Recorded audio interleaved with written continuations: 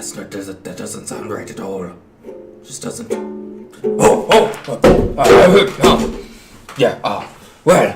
Scary skeletons and shivers down your spine.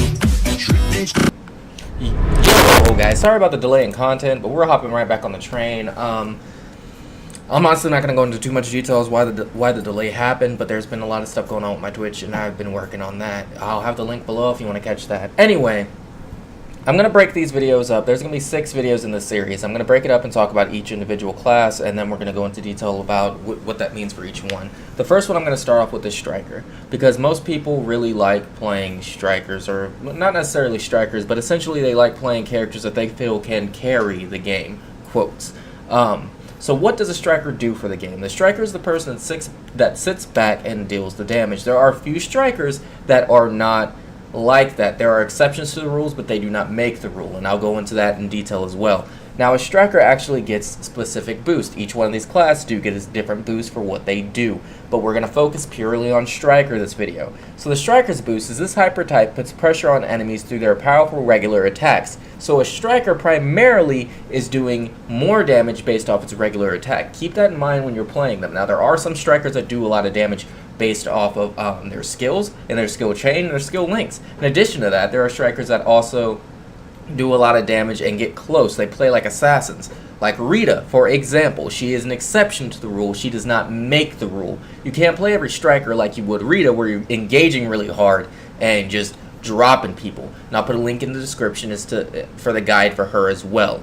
But remember, most Strikers sit back in the back lines and actually deal the damage, while say your support helps you, your tank holds them there if it's a good CC tank, which most tanks are, or they soak up the damage while you're sitting in the back. Now this is important. With Strikers, you got to have good map awareness and positioning, and we'll talk about that in a second. The Striker attacks bypass 10% of your enemy's defense, so you're bypassing their defense by 10%, so you're trying to really hammer in those normal attacks, those standard attacks, and bypass their defense really hard, really quick, really good. My favorite Striker, who I will talk about and who I will use as an example in this particular series for Strikers, is Jack. One of the most basic, one of the most easy to learn but hard to master Strikers in the game. He's very easy to learn, but he's hard to master because you need to know what your escapes are, not your in and outs, because he does not have in and outs. What your escapes are, what your damage procs from, what card to use properly, when to use your passive card, which passive card to use at what time. There's a lot that goes into it. We'll look at him in just a second, but remember, your Striker is your main keys here are your positioning. When should you be behind your tank or your tower or your support, or typically who is laning with you? Map awareness to know when you're about to get slid up on, someone's trying to come at you like they're sliding in your DMs and get that gank off on you. And please do not get caught out alone. There are points and times in the match where you can be alone, right? And you can be pushing, for example, but that plays into map awareness as well. But we'll get into that. We will get into that.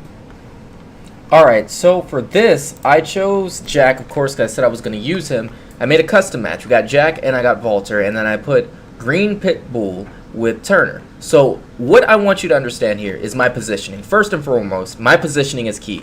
I do more damage when I'm with my basic attacks, and we'll talk about exactly what my basic attacks are and whatnot as Jack. It's just flinging cards, whatever. That's great.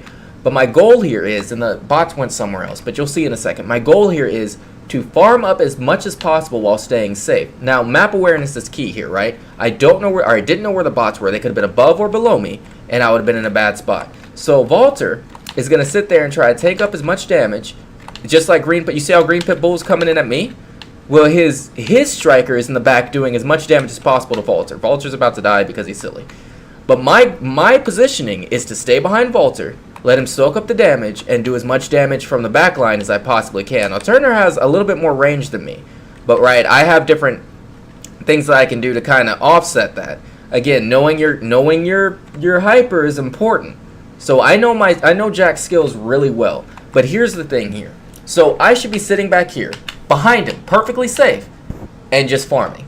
That's all I should be doing right now, is just sitting back and farming as the striker. Now, games are more chaotic than this. You have to understand that. There will be people trying to come back on this ladder and slide down and give you the heebie-jeebies. There will be people trying to come up from bottom, give you the hebo-jangles, right? That's the type of stuff that happens. People aren't going to just let you sit here and safely farm, especially not in Dragon's Refuge. You better be up there, you know, contesting these little dildows here. You better be up here contesting this camp, the other camps, the vision, all that good stuff, but you need to know your hyper. So my point in showing you this was, okay, so Valter's up there doing what he needs to do. He's blocking for me. He's sitting there making sure that I don't get any damage except from this little green pit bull who's not really doing much of anything, but he's doing his job as well. He's protecting his striker while making sure I'm getting damage dealt to me. Right? Now, his striker's over here dealing damage to me because he has a safe point. What do I mean by that? His striker is safe to fight me because he knows my health is, for one, lower than his at this point, and my kit actually protects me from that, but we'll not get into that.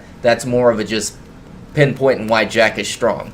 But he knew my health was lower than his, and my tank was not near me to help me.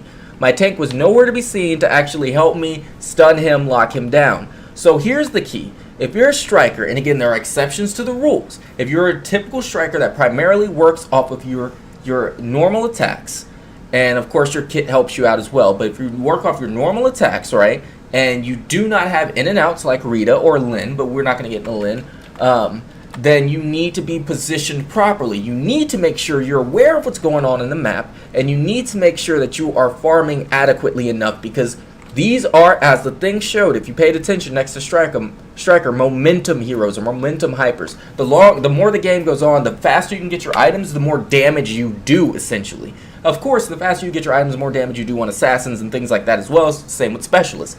But it's more pivotal to get your striker ahead unless you have someone that's hard carrying on a different type of hyper class. Anyway, guys, that was really short, really simple. Just want to get that kind of out there.